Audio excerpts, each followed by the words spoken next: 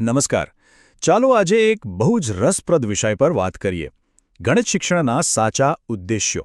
શું ગણિત એટલે માત્ર આંકડાઓની રમત? કે પછી એનાથી પણ કંઈક વધારે છે? ચાલો આ સવાલોના જવાબ શોધવા માટેની સફર શરૂ કરીએ. જુઓ, આપણામાંથી મોટાભાગના લોકો જ્યારે ગણિત વિશે વિચારે તો મગજમાં શું આવે? સરવાળા, બાદબાકી, બહુ તો થોડા અઘરા સમીકરણો, ખરો ને? પણ શું ગણિત બસ આટલું જ છે? તો સાચું કહું ને તો જવાબ છે ના, બિલકુલ નહીં. ગણિતનું વિશ્વ તો આના કરતાં ઘણું મોટું અને ઊંડું છે. તો પછી ગણિત શું છે? એને ખાલી આંકડાઓની રમત તો ન જ સમજતા. જરા વિચારો, ગણિત એક ટૂલકિટ જેવું છે, એક સંપૂર્ણ સાધન. શેના માટે? એક સક્ષમ, એક મજબૂત મન બનાવવા માટે. જાણે કે આપણે કોઈ ઇમારત બાંધી રહ્યા હોઈએ અને ગણિત એના પાયાના પથ્થર જેવું છે. આ એવી સફર છે જે આપણા મગજના પાયાને મજબૂત કરી આપણી વિચારશક્તિને એકદમ નવી ઊંચાઈ પર લઈ જાય છે. તો ચાલો આ સફરનો પહેલો પડાવ જોઈએ. સૌથી પાયાની વાત, આપણું દૈનિક જીવન. ગણિત આપણા રોજિંદા જીવન માટે પાયો કેવી રીતે નાખે છે? ચાલો સમજીએ કે આ વિષય આપણને વ્યવહારિક દુનિયામાં સફળ થવા માટે કઈ રીતે તૈયાર કરે છે. ગણિતની સૌથી મોટી ભેટ શું છે ખબર છે? એ આપણને એક ફ્રેમવર્ક આપે છે, એક માળખું. અને આ માળખું માત્ર ગણિતના દાખલા ઉકેલવા માટે નથી. ના, એ જીવનની કોઈ પણ સમસ્યાને ઉકેલવા માટે છે. સૌથી પહેલાં શું કરવાનું? સમસ્યાનું વિશ્લેષણ કરો. પછી એક તાર્કિક રસ્તો શોધો. અને પછી એક પદ્ધતિસર પગલાં ભરીને ઉકેલ સુધી પહોંચો. આ પ્રોસેસ એ જીવનના દરેક વળાંક પર કામ આવે છે. અને જુઓ, એ જ માળખામાંથી આ બધા જ જરૂરી જીવન કૌશલ્યો વિકસે છે.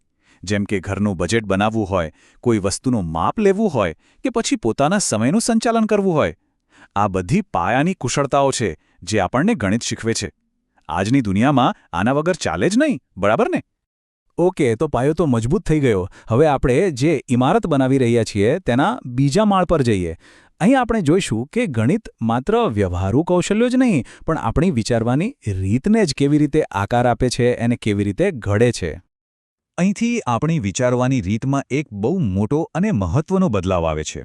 ગણિત આપણને શીખવે છે કે મને એવું લાગે છે ના આધારે નહીં, પણ તથ્યો, પુરાવા અને તર્કના આધારે નિર્ણય કેવી રીતે લેવાય. આને તો કહેવાય છે તાર્કિક તર્ક, એટલે કે લોજિકલ રીઝનિંગ. અને સાચું કહું તો આ ગણિત શિક્ષણનું એક મુખ્ય પરિણામ છે. અને આ પરિવર્તન કેટલું મોટું છે એ જુઓ.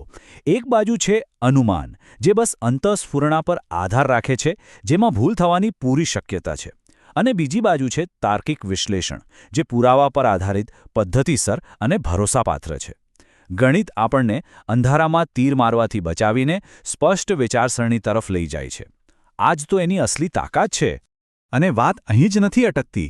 ગણિત આપણને માત્ર દેખીતી વસ્તુઓ વિશે જ નહીં, પણ અમૂર્ત વિચારો એટલે કે એબ્સ્ટ્રેક્ટ કોન્સેપ્ટ્સને સમજતા પણ શીખવે છે. એ આપણી અંદર પેટર્ન ઓળખવાની અને કોઈપણ સિસ્ટમની પાછળ રહેલા મૂળભૂત સિદ્ધાંતોને સમજવાની ક્ષમતા વિકસાવે છે. આ ખરેખર એક ઉચ્ચ સ્તરની વિચારસરણી છે. ચાલો, હવે આપણે જે ઇમારત બનાવી રહ્યા હતા એના સૌથી ઉપરના માળ પર, એના શિખર પર પહોંચીએ. અહીં આપણે જોઈશું કે ગણિત માત્ર બુદ્ધિ જ નહીં, પણ આપણા ચારિત્ર્યને, આપણા મૂલ્યોને અને આપણા આત્મવિશ્વાસને કેવી રીતે વિકસાવે છે. ગણિતની એક ખાસ વાત છે, એમાં તમે આમ તેમ ના કરી શકો. દરેક સૂત્ર, દરેક પગલું, દરેક પ્રક્રિયાને બરાબર અનુસરવી જ પડે. અને આ જ વસ્તુ આપણામાં શિસ્ત અને ખંત કેળવે છે. એ આપણને નાની વિગતો પર ધ્યાન આપતા શીખવે છે. કારણ કે ગણિતમાં ચોકસાઈ એ જ બધું છે. અને ધીમે ધીમે આ ગુણ આપણા સ્વભાવનો એક ભાગ બની જાય છે. આ વાત બહુ જ ઊંડી છે. જરા વિચારો, ગણિતમાં 2+2 હંમેશા 4 જ થાય, ભલે પછી કોઈ ગમે તે માને કે ગમે તે દલીલ કરે.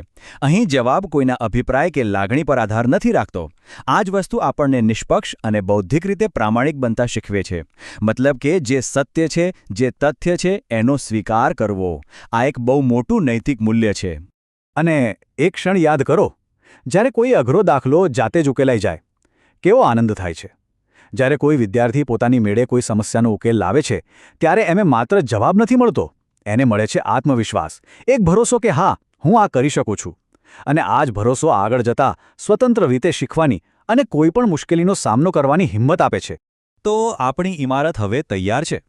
પાયાથી લઈને શિખર સુધી આપણે બધા બિલ્ડિંગ બ્લોક્સને એક પછી એક ગોઠવી દીધા છે.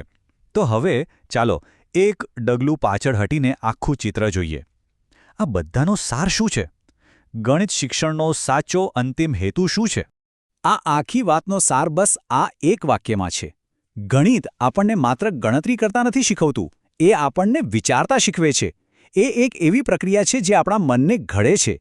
એ આપણને જીવન જીવવાના કૌશલ્યો આપે છે, તર્ક કરતા શીખવે છે અને એક શિસ્તબદ્ધ અને આત્મવિશ્વાસુ વ્યક્તિ બનાવે છે.